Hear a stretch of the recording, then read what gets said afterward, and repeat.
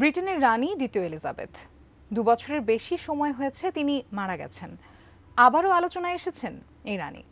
সম্প্রতি ইসরায়েলিদের নিয়ে রানীর মনোভাবের কথা জানান দেশটির সাবেক প্রেসিডেন্ট রিউভেন রিভলিন।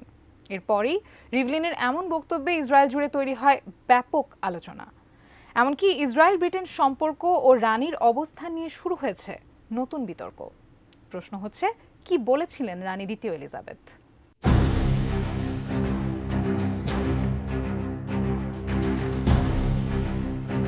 মধ্যপ্রাচ্যে ফিলিস্তিনিদের উপর ইসরায়েলের নির্যাতন ও বর্বরতার কারণে ইসরায়েলিদের ভালো চোখে দেখতেন না যুক্তরাজ্যের প্রয়াত রানী দ্বিতীয় এলিজাবেথ, এমন দাবি করেছেন ইসরায়েলের সাবেক প্রেসিডেন্ট রিউভেন রিভলিন।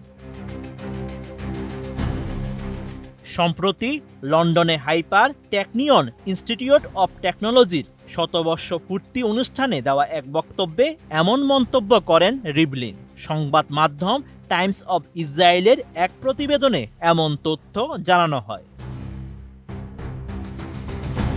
রিভলিন বলেন, ইসরায়েলের সঙ্গে রানী দ্বিতীয় এলিজাবেথের সম্পর্ক একটু কঠিন ছিল, কারণ ব্রিটেনের এই রানী মনে করতেন প্রত্যেক ইসরায়েলি হয় সন্ত্রাসী নয়তো সন্ত্রাসীর সন্তান। এটি তার ব্যক্তিগত দৃষ্টিভঙ্গি ছিল। এর ফলে তেল আবিবের সঙ্গে দ্বিতীয় এলিজাবেথের সম্পর্ক কখনো সহজ ছিল না। কোয়ালিটি সম্পন্ন আন্তর্জাতিক মানের CMT 500W CSRM committed for better still। ইসরায়েলের সাবেক এই প্রেসিডেন্ট আরও জানান, রানীর আমলে ইসরায়েলিদের জন্য বাকিংহাম প্রাসাদ ছিল প্রায় নিষিদ্ধ এলাকা। কোনো ইসরায়েলি কর্মকর্তাকে প্রাসাদে প্রবেশ করতে দেওয়া হতো না, তবে আন্তর্জাতিক কোনো বিশেষ অনুষ্ঠান থাকলে এতে ব্যতিক্রম ঘটত।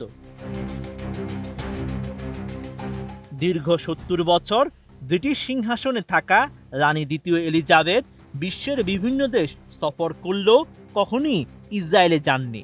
অন্যদিকে রিভলিন বর্তমান রাজা তৃতীয় চার্লসকে একেবারেই বিপরীত ব্যক্তিত্ব হিসেবে তুলে ধরে তাকে অত্যন্ত বন্ধুত্বপূর্ণ এবং আন্তরিক বলে আখ্যা দেন।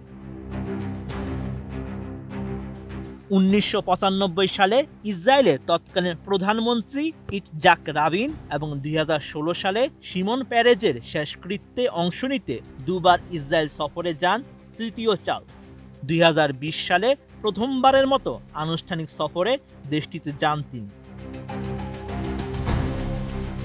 রানী দ্বিতীয় এলিজাবেথের সঙ্গে তুলনা করে রিভলিন জানান, তৃতীয় চার্লস ইসরায়েলিদের সঙ্গে বরাবরই বন্ধুত্বপূর্ণ আচরণ করেছেন।